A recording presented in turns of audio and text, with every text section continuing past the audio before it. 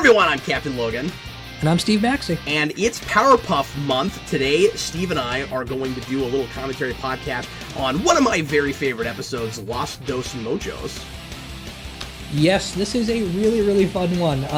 The dialogue in particular, we'll get to some of that. This is the one, and I'm sorry, you can't stop me. This is the one that I quote all the time. Is this the one you quote all the time? This and the one where Bubble needs glasses. Yes, which I'm going to be doing with Lo later. Lo has never seen an episode of the Powerpuff Girls, and we're going to do that one blind. So, that's going to be fantastic. So anyway, Steve and I are going to watch this episode and talk through it. Of course, the way we're doing these is we're just tackling the 11-minute, shorts, except for episodes that are, a full 20 minutes. So we're not going to watch the other episode attached to it. This is a case where it's the second part of two episodes put together. So if you look this up on Netflix or if you have it on your DVD, you'll want to just go to the middle of the episode and get right before the episode title pops up, Los Dos Mojos, and pause it and get ready to press play whenever I say now. Now, on Netflix, I have it rigged up to timestamp 1049, and that will tell you precisely where you should be if you'd like to watch it along with us. You can also listen to this just as a little podcast if you'd like to, and Steve and I will let you know what's going on screen for what we're talking about. Steve, are you ready? I'm all set. All right, we're not going to get to watch the intro, unfortunately. That is a shame. It is a good setup. But we'll do the episode for you. Sugar, spice, everything nice. Da, da, da, da, da, da. Okay, is everybody in the mood? Everybody ready? Okay, here we go. Everybody, please press play right now. I love how their title cards pop up with the Powerpuff Girls running or flying in opposite directions. Yes, they never run. In fact, they never put their feet on the ground. They don't ever put their feet on the ground. Except for in the movie when they have to. This is great. This immediate opening with the people in the construction site. That's hilarious. Even Mojo Jojo is maintaining his daily routine. I always like the Powerpuff Girls best with the really heavy lines around them. Yeah, I like because it accentuates how tiny and disproportionate their bodies are. And it also looks really like Silver Age comics. Yes, it does. The early seasons are when some of the best comic book satire is. Also, I love the heat beam effects because now when we can't seem to do a single comic book cover where Superman doesn't have redded heat beam eyes, it's great to see them do this. We had a really cool soft focus there off of Mojo's dome. And I always enjoyed the inconsistency of this really simple flat animation, and then every now and again we have like a wonderful amount of depth where we clearly spent like a whole month on one shot. Well, it's interesting that you point that out and we picked this episode, because this one in particular was directed by Gendy Tartakovsky. And he does a lot of that great animation stuff in 2D. He's fantastic at that. And you can tell this is his kind of storyboarding. Oh yeah, totally. It's his kind of storyboarding. He storyboarded some stuff in Iron Man 2, and a lot of the action and we see in later Powerpuff Girls stuff is in Iron Man 2 as well. Just imagine if you think you're Mojo Jojo and you wake up to this room. It's the most horrifying thing ever. In Dragon Ball Resurrection F, Frieza, when he is in the hell dimension of Earth, it's in a cocoon where every single day stuffed animals throw him a parade. So that's probably exactly what Mojo would be thinking in that moment. One of my favorite things about this show, and this is going to sound weird, is wasting time. This show likes to really build to things that don't feel like they require the kind of build-up that we're building to. Like Mojo taking a shower? Well, his towel says mine. Of course it does. That's awesome. That's great. He doesn't monogram. They say mine. And his closet has banana handles. I love that his closet only has 2 hangers. He literally only wears the same pair of clothes every day after every shower. But yeah, we're playing this like a big mystery, and everybody knows what's happened to her. Of course, yeah. The Mojo but it's actually great to build it because you can't wait to see what that's gonna be like. Specifically with that voice actress, because she is so much fun. Oh, she's wonderful. Tara Strong's the best. So The Mojo talk is always a running gag throughout the show. That's great. They do an entire episode in a later season where Mojo teaches everyone in the city to talk like he does. I don't know if I've ever seen that one. Yeah, Mojo gets sentenced to like community service, and community service is basically just teaching people English. And by teaching people English, he makes them all say way more words than they need to.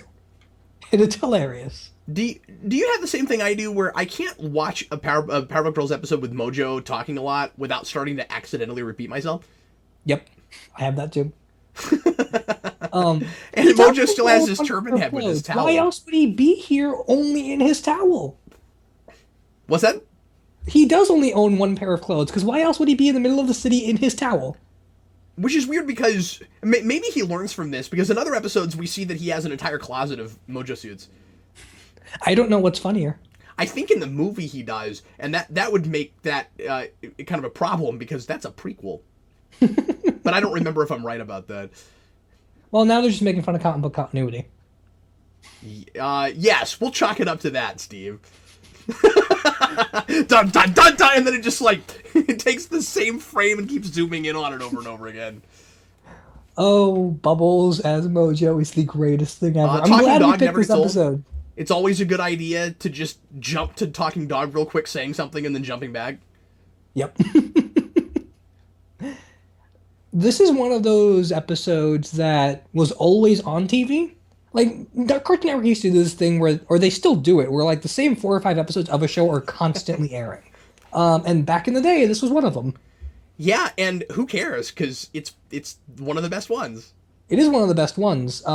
When it's bad shows or bad episodes, that's when it's annoying. Yeah. Also, I love Buttercup just constantly beating up Mojo for no reason. But I don't know. If I had made this, I would have been proud enough of it that I would want it on TV every couple weeks. Probably so.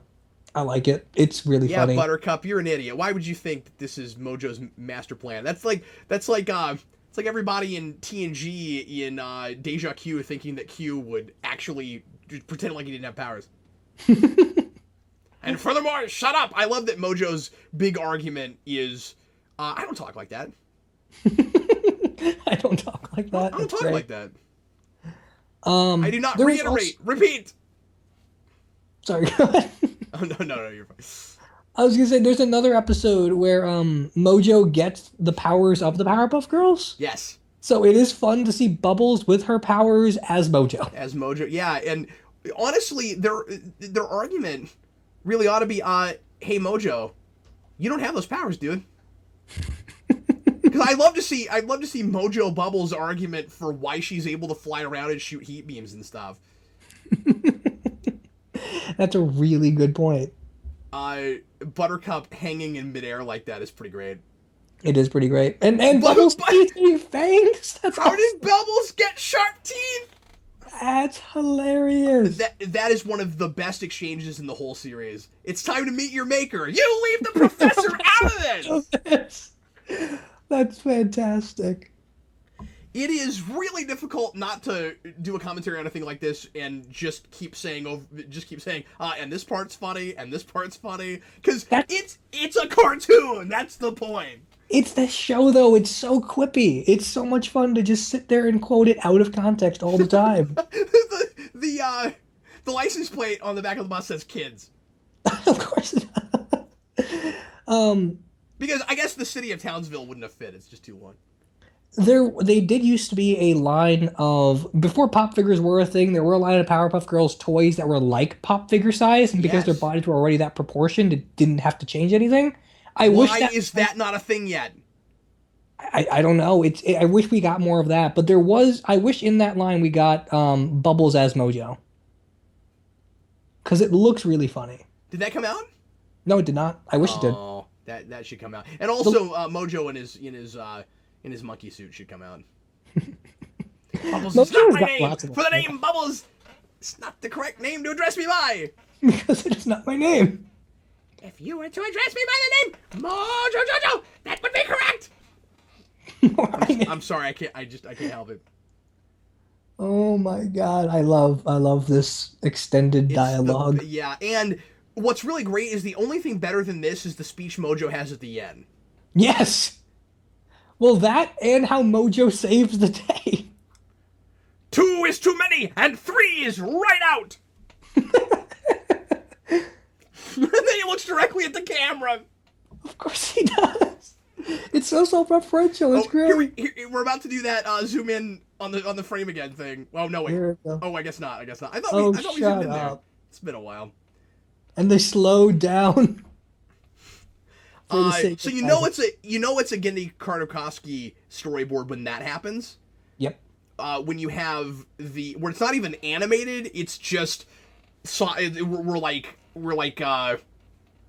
we're just transitioning in between shots where we're slightly moving a thing over, because that happened in Dexter all the time. Happened in Dexter all the time. Happened in Samurai Jack all the time. Yep.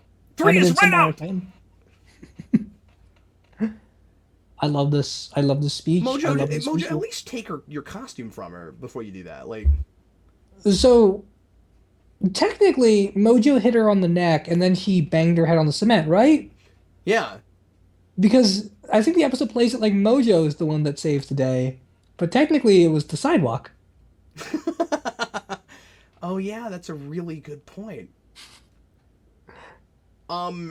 She does a really great job of differentiating the voices right there, where she's intentionally making it sound as like cute but concerned Bubbles as she possibly can get.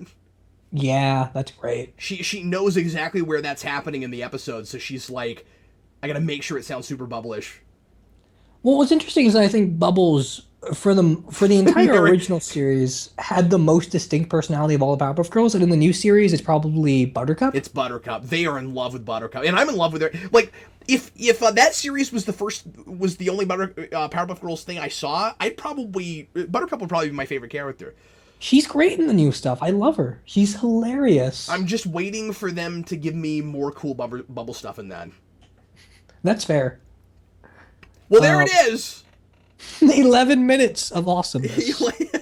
Yeah, I don't know, man. Cartoons don't get much better than that.